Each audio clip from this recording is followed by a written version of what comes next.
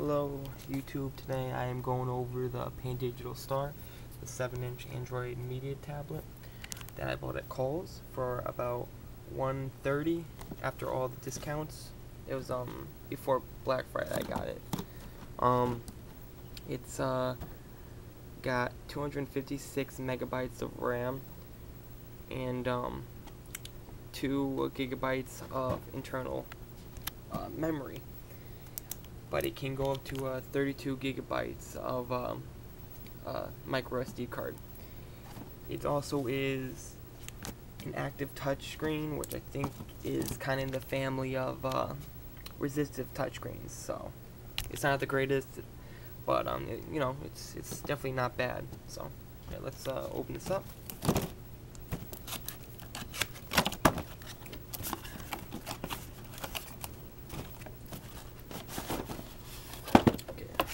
Box away, and now we got this plastic, more plastic, and here we got the tablet. It has not the greatest feel to it. It's plastic, but still pretty nice. We got the pandigital Star guide, which how-tos and everything, and you got the micro USB cord for plugging into the computer, and the power cord. So, take that away. Now we'll get back to the tablet. Rip off the plastic. Okay. Let me turn it on first because it takes a second. Okay. So, first, we'll start at the top. We got the power cord slot, an HDMI out, the micro SD card slot, and a headphone jack. Then on this side, we got a power button, 2 volume buttons, and a mini USB slot. And besides that, those are the side buttons. And then we got the 4 main buttons: home, settings, like go back and search. Then at the top we got 2 little lights for when it's charged and everything, and I think it's a 1.2 megapixel front facing camera. On the back there's no camera, that's only cameras on the front. And right there we got a built-in speaker, so it's pretty loud. So now turn off this. Okay, now we can get to the device. Turn it on. Like I said, it is an active touchscreen. So I mean, it's actually pretty smooth.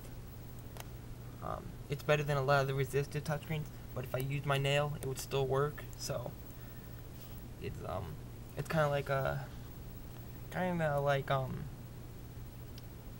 the resistive touchscreens, but I would say a lot better. So it's got Facebook. It could be used as a book reader. It's got the Barnes & Noble app. It's got UPlayer, which is really just YouTube.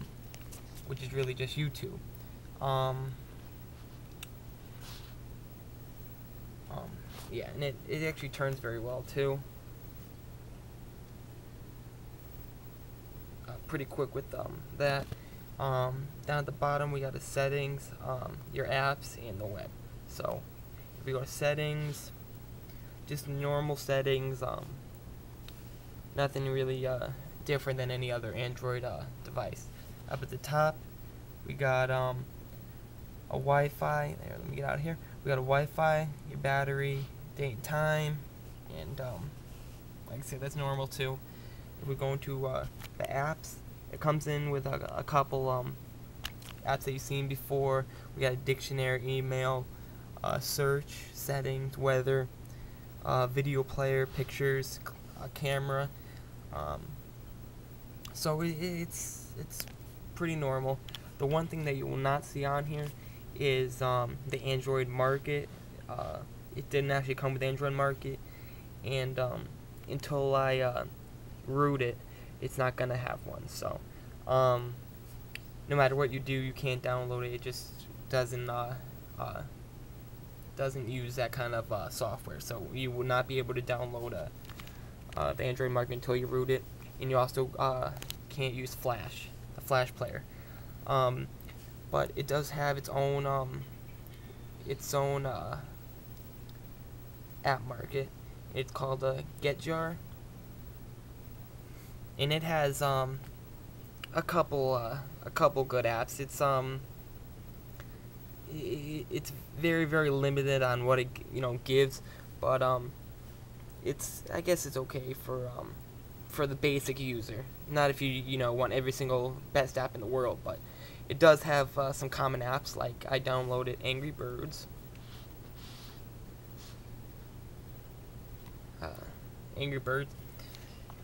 And I got Angry Birds for a demonstration, because I know everybody loves Angry Birds and everything, and Angry Birds is probably the most used application of Android and of iTunes. So yeah.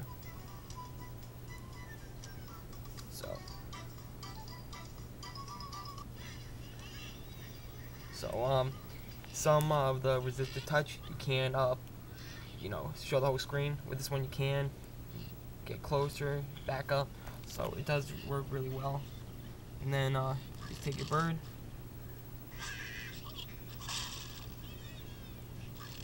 and again,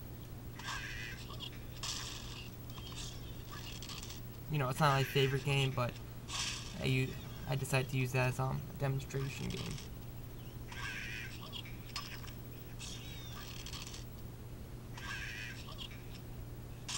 So there we go. It actually works very well. The resistive touch, or the active touch, whatever it's called, it actually works very, very well. Move from there. But yeah, it's very, very responsive.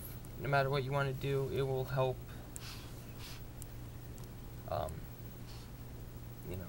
You don't actually have to use a stylus. You could use one if you want, and it will work. But you don't have to. You can use your finger and get away with it. Most resistive touch, you can't use your finger. It'll become very unresponsive. So it's actually a pretty good tablet if you don't want to go and buy a $900 iPad. I think this would be perfect for you. For $130, that's a great price. I think all the pandigitals are like more like budget pads, or if you heard the Craig pad, or from CVS, or the Sylvania. Those are all budget pads, but they're very good for the basic user. Somebody that needs to go on, look up a couple things, maybe a couple apps, read a couple books. I mean, that's perfect for them. If you want to go for something better, like the Galaxy tab, then this isn't exactly for you. But for the basic user, or even some of the more experienced, you'll still love this tablet. I know I do. So yeah, I mean, in my opinion, I would say go out and buy it. Like I said, it's a Pandigital Star 7-inch media tablet. It's a great tablet in my opinion. So if you had a choice between this one or another one at the store, I would pick this one. Great price. It's got a nice weight to it. It's not too heavy, not too light. Doesn't feel too cheap. It is plastic, but it doesn't have that cheap plastic feel. So I would give it stars. I would give it like a 4 out of 5 for its price, and I think that's great. So yeah, I'd take a look at it. So